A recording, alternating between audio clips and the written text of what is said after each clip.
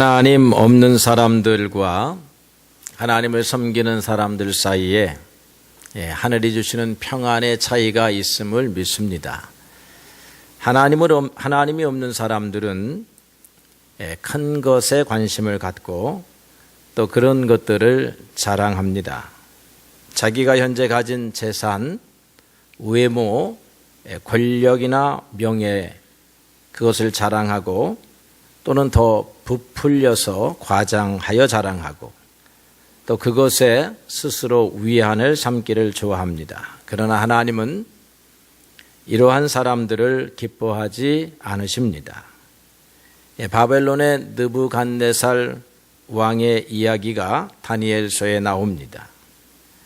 바벨론의 웅장한 성읍을 바라보고 전 세계를 다스리는 자기의 권세에 도취해서 이렇게 자랑을 했습니다.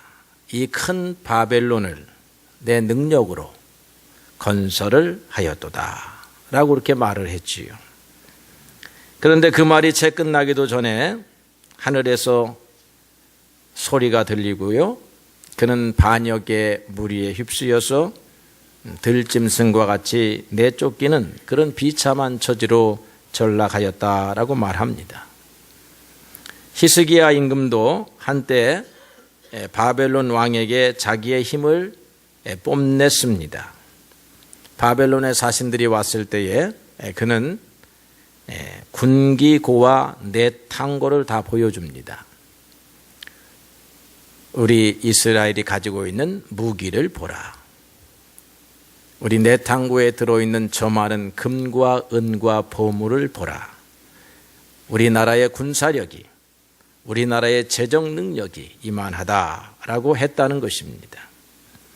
그 때문에 하나님으로부터 히스기야의 나라, 너 유다의 나라가 패망할 것이다 라고 그런 선고를 받습니다. 예수님 시절에 보게 되면 바리새인들이요, 나는 이렇게 종교 생활을 합니다.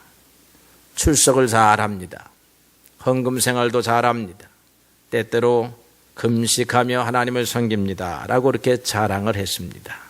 한 것은 좋았는데 하는 건 해야 돼요. 자랑하지 말라는 거지. 자랑하다 보니까 예수님께서 아무것도 하지 아니한 세리가, 하나님 내가 죄인입니다, 그렇게 겸손하게 하나님 앞에 무릎을 꿇은 그런 세리가 하나님 내가 잘했지요 라고 고개를 들은 바리새인보다 겸손히 머리를 숙인 세리를 하나님이 기뻐하시는 사람이다, 하나님이 의롭다고 여길 사람은 저 사람이다 라고 이렇게 말씀하셨다는 것입니다. 성경은 인간적 자랑을 하는 사람들에게 허탄한 자랑을 한다라고 말하고 있습니다. 그래서 허탄한 자랑을 하지 말아라. 자기가 가진 것을 자랑하지 말아라.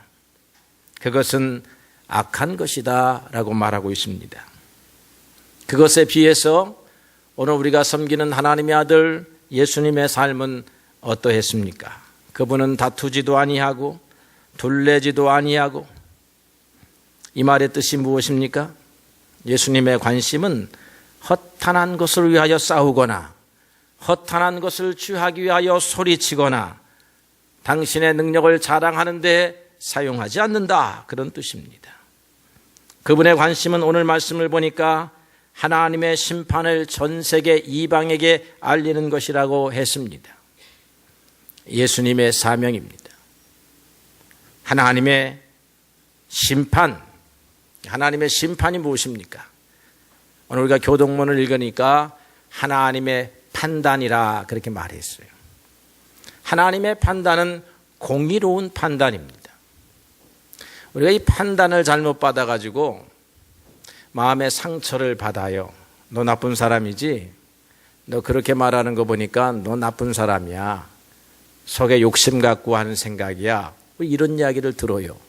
어떤 때는 그게 맞는 말이기도 하지만 어떤 때는 너무나 틀려가지고 나는 그러지 아니했는데 그랬다라고 하니까, 그렇게 해서 뭐 왕따를 시키니까 다른 사람도 불러서 같이 손가락질을 하니까 우리가 상처를 받습니다. 그런데 하나님의 판단은 공의로운 판단이라고 하는 것입니다. 그러니까 하나님은 판단하시되 어떤 판단을 하시는가 하면 바르게 판단하시는 분입니다. 예수님이 이 땅에 오셔서 하시는 복음의 말씀이 이런 용어로 우리가 정리를 한다면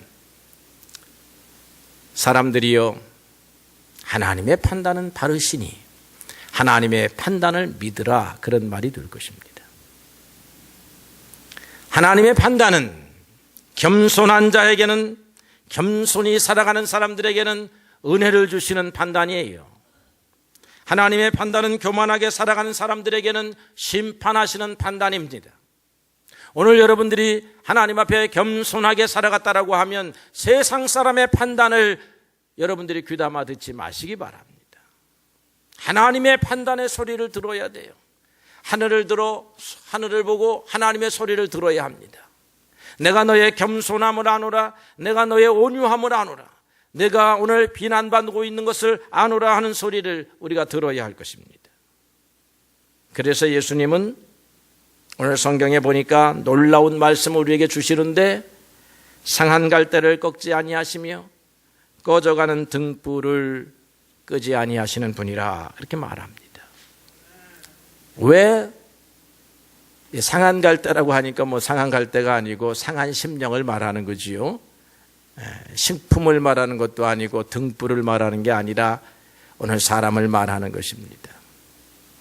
실패한 사람, 가난한 사람, 인정받지 못하는 사람, 업신여김을 받는 사람, 수고했지만 보상받지 못하는 사람, 이런 사람들이 우리들의 모습입니다.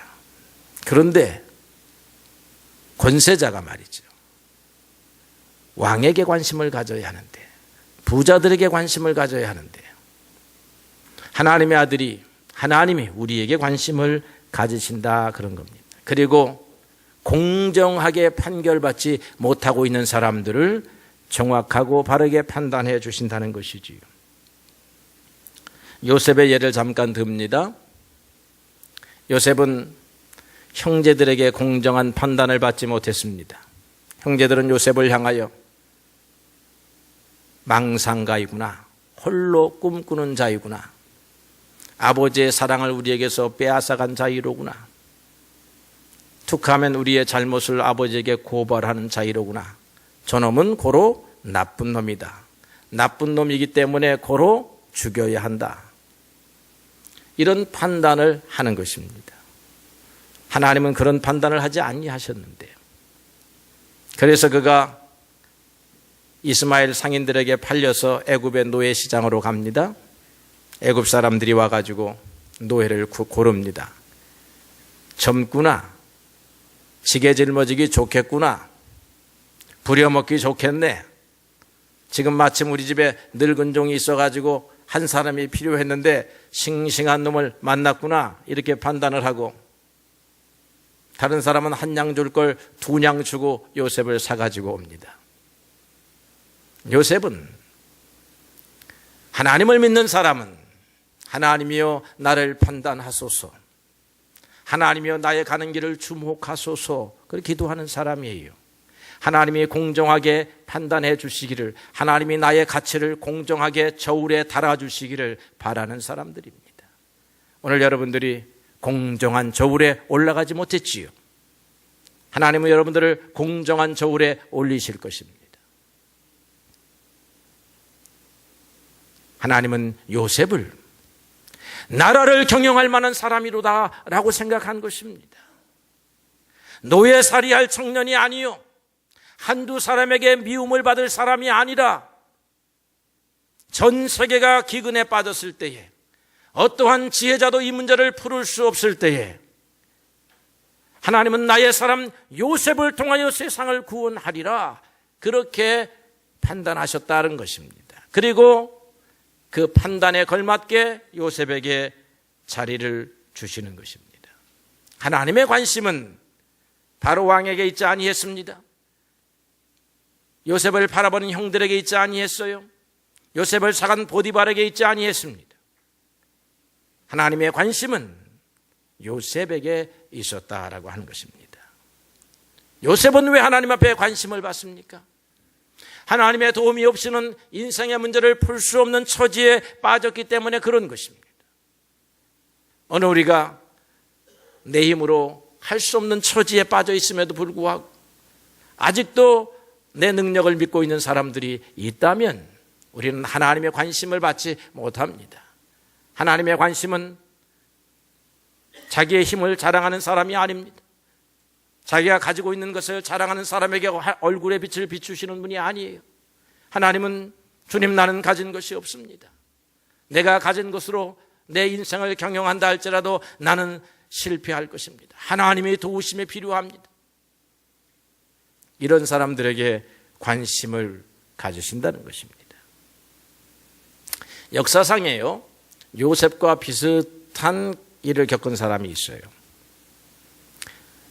주후 5세기 사람인데요, 패트릭이라고 하는 사람입니다. 여러분들은 패트릭이라고 하는 말을 잘 못 들어봤죠? 제가 미국에 가니까 성 패트릭 데이, 성 패트릭의 날이 있더라고요.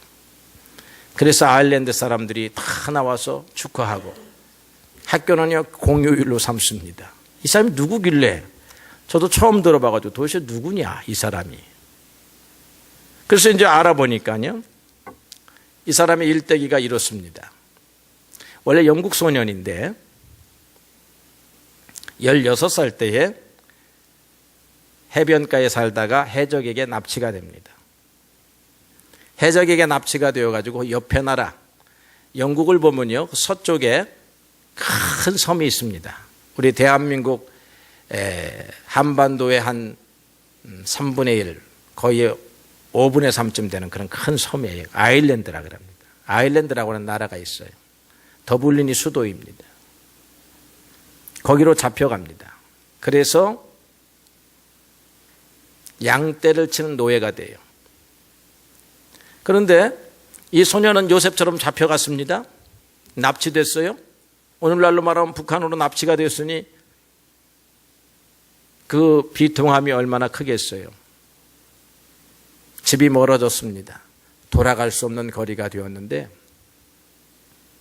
이 소녀는 이렇게 생각을 합니다. 내 집은 멀어졌어도 하나님은 멀어지지 아니했다라고 생각합니다. 여러분, 이 믿음을 믿으셔야 돼요. 하나님은 지금도 나를 가까이 계신다. 영국 땅에서 나를 지켜본 그 하나님이 노예살이로 팔려온 이 아일랜드 땅에서도 나를 지켜보신다라고 생각한 것입니다. 그리고는 6년 동안 노예살이를 합니다. 22살이 되었어요. 아침 저녁으로 기도합니다. 쉬지 않고 기도합니다. 끈기 있게 기도합니다. 실망하지 않고 기도합니다. 하나님이 어느 날 영감을 주었습니다. 빨리 해변가로 내려가 보거라. 그래서 집을 나왔더니 주인도 안 보입니다. 다른 목동도 안 보입니다. 불이 나게 뛰어서 1시간을 뛰어서 해변가로 오니까 큰 배가, 다른 대륙으로 가는 배가 있는 것입니다. 너는 누구냐? 나를 태워주시면 내가 배에서 일하겠습니다. 선주가 순순하게 이 소년을 배에다 태우는 것입니다. 그런 과정을 겪어서 영국으로 돌아와요. 돌아오고 나서 하나님의 은혜에 감사하고 내가 무엇을 할 것이냐 할 때에 너는 아일랜드로 돌아가서 복음을 전하라 하는 음성을 듣습니다. 여러분들에게는 이런 음성은 좀 안 들려오고 내가 너를 사랑한다 하는 음성만 들려오기를 바랍니다. 그 하나님의 은혜에 감동을 받고 신학교를 갑니다. 신학교를 가가지고 공부를 열심히 해가지고 인정받아서 오늘날로 말하면 훌륭한 목사 감독이 돼요.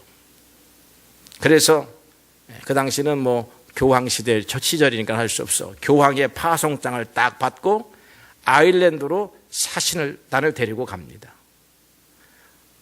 포로로 잡혀가고 노예로 잡혀갔던 그 땅에 왕을 만나는 거예요. 왕을 만나서 교황의 이름으로 복음을 전할 수 있는 기회를 달라고 하고 왕에게 복음을 전합니다. 왕이 그 복음을 받아들이고 마음껏 선교하라고 해요. 그래서 이 패트릭이 아일랜드 전역을 다니면서 복음을 전합니다. 한 30년 지나고 나니까 왕을 비롯해서 온 나라가 하나님의 아들 예수를 믿는 나라가 된 것이에요. 그가 양치기 하고 노예살이 하던 땅을 사가지고 교회당을 지었습니다. 그래서 아일랜드를 구한 사람이 성 패트릭이다. 하나님께서 노예의 소년, 납치되었던 소년을 그렇게 사용을 하셨습니다. 예수님은 이 땅에 오셔서 상한 갈대들과 같은 인생들, 꺼져가는 등불과 같은 인생들에게 관심을 가지셨습니다. 업신여김을 받는 사람들, 그런 사람들에게 관심을 가지셨어요. 예수님도 업신여김을 받으셨던 분이기에 우리의 업신여김을 알고 계시는 분이십니다. 예수님께서 사역을 하시는데 사람들이 따라다니고 사람들이 예수님을 환호하니까 바리새인들이, 유대인들이 그렇게 말합니다. 니네들은 속고 있는 거야. 나사렛에서는 절대로 선지자가 날 수 없는 거다. 나사렛에서 나는 것은 돼지부터 시작해서 사람에 이르기까지 하나님이 기뻐할 만한 것은 하나도 없는 거야 라고 생각을 했습니다. 업신여김을 받으셨지요. 사람이 하나님의 아들을 업신여겼습니다. 그러나 하나님의 아들은 사람들을 업신여기지 아니하셨어요. 하나님의 아들에게 있어서 이 세상의 왕도 먼지와 티끌에 지나지 않습니다. 세상의 지혜를 자랑하는 사람도 그 사람의 지혜도 예수님의 지혜에 보면 바닷물에 물 한 방울에 지나지 않는 거예요. 그런데 예수님이 이런 사람들을 업신여기지 아니하셨습니다. 예수님은 권세자들을 찾아다니지 아니하셨어요.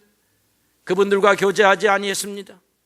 예수님의 주변에는 언제나 병든 자들, 가난한 자들, 장애인들, 죄인이라 손가락질 받는 사람들, 귀신 들린 사람들, 못 배운 사람들, 한이 많은 사람들, 업신여김을 받는 사람들로 가득했습니다.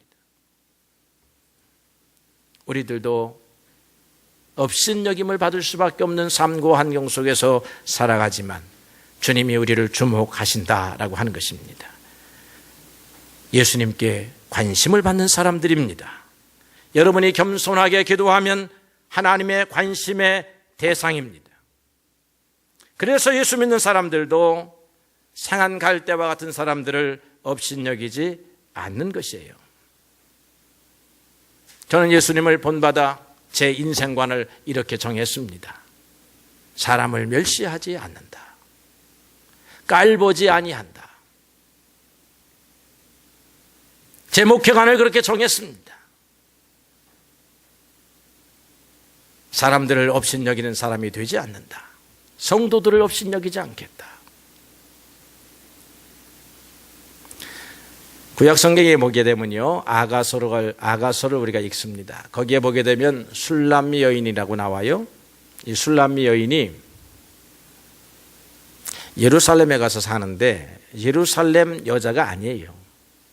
술람미라고 하는 아직 밝혀지지 아니한 지방에서 왔는데 피부 색깔이 다릅니다. 피부 색깔이 거무스름해요. 여러분, 피부 색깔이 비슷한 우리 캄보디아 여자들 또는 베트남 여자들이 우리나라 와서 많이 살잖아요. 그래도 우리 한국의 배타성 때문에 많이 어려움을 겪는다고 그렇습니다. 한국 사람들이 이 포용력이 그렇게 넓지 못해요. 그런데 이 술람미 여자가 예루살렘의 아가씨들한테 손가락질을 받았습니다. 너 얼굴이 검구나. 너 얼굴이 마치 게달의 장막과 같구나. 그렇게 업신여김을 받았어요. 게달의 장막이라고 하는 것은 아주 못 사는 족속이, 유목민이 양떼와 소떼를 치기 위해서 광야에다 쳐놓는 천막이에요. 여러분들도 가끔 TV에서 보셨을 거예요. 그 천막 볼품 없잖아요. 그런데 그 천막이 이 게달의 민족은 염소의 붉은 털로 천막을 만듭니다. 그래서 불구스름해요. 고동 색깔이 난다고 합니다. 거기에 비유를 했어요. 네 얼굴은 그 모양이야. 여기 와가지고 뭐 좀 행세 부릴 생각을 하지 말거라. 그랬는데 솔로몬 왕의 사랑을 받는 여인이 이 여자가 됐다는 것입니다. 놀라운 일이지요. 이 술람 여인이 예루살렘 처녀를 향하여 말합니다. 내 얼굴이 검다고 나를 깔보지 말거라. 너희들은 계달의 장막이라고 나를 놀리지만 내가 생각할 때 나는 솔로몬 왕궁의 휘장과도 같구나. 솔로몬 왕궁의 휘장도 그런 불그스름한 얼굴 색깔이란 말이에요. 같은 색깔도요, 왕궁에 있는 커튼의 색깔 귀한 거고요, 유목민들이 천막에 쓰고 있는 색깔은 천한 겁니다. 이 여인은 신앙의 여인이지요. 하나님이 나에게 관심을 갖고 계시다라고 하는 것을 알고 있습니다. 세상 사람들의 관심은 상한 갈대나 꺼져가는 등불에 있지 아니합니다. 크고 높고 화려한 곳에 있습니다. 그러나 예수님은 잃어버린 양의 비유를 우리에게 가르쳐 주면서 건강한 99마리의 양, 그것이 아니라 병들고 길 잃어버리고 양들 가운데서도 우둔한 길 잃어버린 양을 찾아서 이 목자가 밤샘 이슬을 맞으면서 걸어가시는 목자로 당신을 비유하셨습니다. 예수님은 찾아가기만 하시는 분이 아니고 관심만 갖는 분이 아니라 사랑을 해주시는 분이에요. 그런데 이 사랑이 자신의 능력 범위 안에서만 사랑하시는 것이 아니라 당신의 전 생애를 바쳐서 생명을 바쳐서라도 사랑하시는 분이에요. 우리가 부모님에게서 이런 사랑을 배웁니다. 사랑을 했는데 어머니의 몸을 팔지 않냐면, 아픔에도 불구하고 쓰러질 것을 각오하고서라도 이 아들을 돌보지 아니하면 안 될 때라고 할 때에 자기를 돌보지 않는 사랑을 우리가 부모님에게서 배웠는데, 예수님의 사랑은 그런 사랑이었어요. 오늘 여러분들이 뗀 성찬의 떡은 우리를 위하여 죽으신 예수님의 모습을 보여주는 것입니다. 우리가 날마다 설교할 수 없어서, 예수님의 사랑을 날마다 설교할 수 없어서 이 성찬의 떡으로 여러분들이 좀 은혜 받기를 바라서 여러분 매주 떼어 드리는 거예요. 의미 없는 게 아닙니다. 가장 의미 있는 거예요. 오늘의 예배에서 가장 의미 있는 것입니다. 예수님의 사랑인데 어떤 사랑이냐 하면 당신의 목숨을 내어준 사랑을 보여주는 떡이라는 것입니다.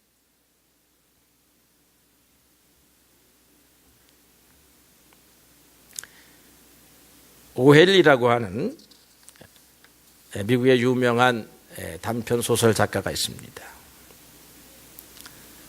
이 사람이 이런 단편 소설을 썼어요. 5장, 6장 돼요. 제가 또 읽어봤습니다. 오늘의 설교에 도움이 될까 해서 책을 찾아서 그저께 읽었습니다. 한 처녀가 철제 침대에 꼼짝도 못하고 창 너머 담벼락을 바라봅니다. 그 담벼락을 보니까 담쟁이 넝쿨이, 뿌리가 썩었는데 담쟁이 넝쿨이 벽돌 담 중간까지 뻗어 있는데, 때가 11월 달이기 때문에 그 무성한 잎들은 다 떨어지고 대여섯 장 남아있는 앙상한 가지만 매달려 있었습니다. 이 처녀는 폐렴을 앓고 있었는데 그 당시 이 폐렴이 너무나 무서운 병이어서 의사가 와서 진단하기를 얼마 살지 못하겠다, 살 확률이 10분의 1밖에 되지 않겠다라고 진단을 합니다. 그래서 이 처녀는 이제는 죽었구나 생각하고 담벼락을 쳐다보는데 나뭇잎이 하나씩 떨어지지요. 친구에게 말합니다. 5장 남았어. 오늘 밤에 저것이 다 떨어지고 나면 나도 죽을 거야 라고 생각합니다. 그런데요, 그날 밤새도록 비바람이 불었습니다. 아주 날씨가 좋으면 얼마나 좋아. 그렇게 말한 날 비바람이 불었어. 소녀는 내일 아침이면 다 떨어지겠구나, 내일 아침이면 내 생명도 꺼지겠구나, 그렇게 생각을 하고 그날 밤을 지냅니다. 아침이 되었습니다. 친구가, 또 같이 옆에 사는 친구예요. 친구가 방에 들어오니까 블라인드를 좀 올려달라 그렇게 말합니다. 딱 올렸더니 이파리 하나가 탁 남아 있습니다. 하나가 남아 있는 거예요. 저게 남아 있네. 나도 살았네. 그러나 이제 오늘 밤이면 떨어질 거야 라고 생각을 합니다. 이 소리를 아래층에 사는 늙은 할아버지, 한 번도 걸작을 만들어 보겠다고 했지만 한 번도 걸작을 만들어 보지 못한 그런 노화가에게 전해졌어요. 서로 이렇게 아래윗집에 사니까 서로를 불쌍히 여기는 거예요. 이 할아버지도 폐렴을 앓고 있는 거야. 동병상련의 아픔을 느끼고 있습니다. 그런데 그 처녀의 친구를 통해서 그 처녀가 잎사귀 하나를 바라보고 자기 운명을 걸고 있다 하는 소식을 듣고 이 할아버지가 그날 밤 바람이 세차게 부는데 콜록콜록 거리면서 광에 가서 사닥다리 구에다가 물감 구해서 그 담벼락을 향하여 올라갑니다. 밤에 등불을 켜고 이 처녀는 이제 블라인드 내리고 깊은 잠에 빠졌습니다. 오늘 밤에는 저것이 떨어지고 말 것이야. 마침 바람도 쌩쌩 붑니다. 북풍이 불어옵니다. 한 가닥 남은 저 잎사귀는 떨어질 것이다 라고 생각했는데 그 다음날 아침에 다시 또 블라인드를 올리고 보니까 이파리 한 이파리가 여전히 남아있는 거예요. 그것에 희망을 걸고 이 소녀가 급속도로 회복이 됩니다. 이 사람 병이요, 이 마음에 있다고 하는 것이 여기서도 좀 알려져요. 그리고 며칠이 지나고 난 다음에 할아버지가 돌아가셨다 하는 소리를 들어요. 그러면서 알고 보니까 그 할아버지가 마지막에 그날 밤에 사닥다리 들고 램프 들고 가서 그 바람에 떨어지는 그 잎사귀의 자리에다가 그림을 하나 그려놓는 거죠. 떨어지지 않는 잎사귀. 그래서 오헬리가 마지막에 이렇게 탁 합니다. 이 할아버지는 마지막 걸작을 남겼다. 생명을 살리는 그림이었으니까 그렇죠. 한갓 소설가도요, 꺼져가는 한 생명의 그 아픔을 들여다봤다는 것이에요. 예수님은 들여다보시는 분이지요. 이 할아버지는 자기의 생명보다 이 처녀의 생명이 더 오래 남았다 생각하고 자기를 희생해서 그림을 그리러 간 것입니다. 그 찬바람에 폐렴이 도져서 죽게 되지요. 이 할아버지의 마음이 우리 예수님의 마음이라 그렇게 생각합니다. 이렇게 우리의 주변에 자기의 삶을 희생해서 죽어가는 생명을 살리는 위대한 일들이 있습니다. 그리스도께서 가르쳐 주신 교훈입니다. 사랑하는 성도 여러분, 우리는 버려져야 할, 관심받지 못한, 우리보다 더 높은 사람들에게는 순간순간 업신여김을 당하는 그런 인생들이었습니다. 기름이 다 떨어져서 쓸모가 없는 등불과 같았습니다. 그러나 주님께서 오셔서 희망을 주셨습니다. 주님이 희망이라고 하는 것으로 우리의 상처를 싸매어 주셨습니다. 그래서 고개를 떨군 얼굴을 하늘을 보게 하셨습니다. 그리고는 소망이 하나님에게서 오는 것을 알게 하셨습니다. 그리고는 끈질기게 삶의 투쟁을 하게 하셨어요. 그리고는 마침내 그 하나님으로 인하여 회복되어서 자기의 몫을 감당하는 생명들이 된 것입니다. 여러분, 오늘 주님께서 우리의 상처를 알고 계세요. 우리의 부족함을 알고 계십니다. 그러나 오늘 우리에게 찾아오셔서 우리를 싸매어 주십니다. 기름을 채워 주십니다. 소망으로 가득하게 합니다. 은혜로 충만케 합니다. 감사로 충만케 합니다. 다시 일어설 수 있습니다. 날아갈 수 있습니다. 독수리처럼 올라설 수 있는 것입니다. 주님 앞으로 가십시오. 그러면 꺼져가는 생명이 소생할 것입니다. 여러분의 삶이 새롭게 일어설 것입니다. 주님의 놀라우신 은혜와 축복이 우리 지원교회 성도들과 함께 하기를 축원합니다.